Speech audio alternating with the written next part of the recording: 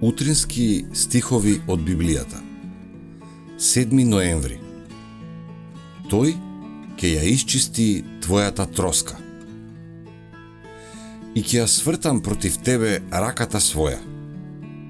И како со пепелница ќе ја исчистам од тебе згурата и ќе го одделам од тебе сето олово. Исаија 1:25.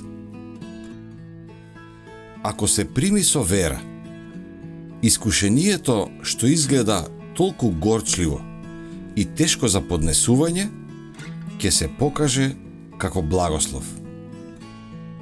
Свирепиот удар, што ги уништува земските радости, ќе биде средство за свртување на нашите очи кон небото. Колку ли само има такви, што никогаш не би го запознале Исус, ако страдањето не ги натерало да побараат утеха во Него. Од сите дарови кои небото може да им ги даде на луѓето, заедништвото со Христа во Неговите страдања е најголемата доверба и највисоката чест. Мнозина не се во состојба да направат цврсти планови за иднината.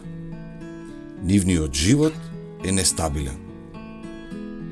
Тие не можат да го предвидат исходот на настаните и тоа често ги исполнува со грижа и немир. Да имаме на ум дека животот на Божите чеда во овој свет е живот на патници, поклоници. Ние немаме доволно мудрост за да ги планираме собствените животи. Не е наше да ја обликуваме нашата иднина. Премногу луѓе, планирајќи блескава иднина, доживуваат целосен неуспех. Дозволете му на Бога да планира за вас. Бог никогаш не ги води своите деца поинаку, отколку што тие би избрале да бидат водени, кога би можеле да го видат крајот уште од почетокот и да ја согледаат славата на намерата што ја исполнуваат како Негови соработници. Бог е прочистувач и очистител на душите.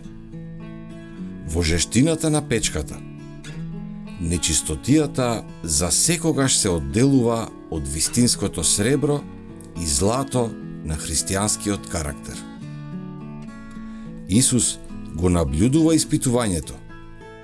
Тој знае што е потребно за да се прочисти благородниот метал, за тој да го одблеснува сјајот на неговата божествена љубов.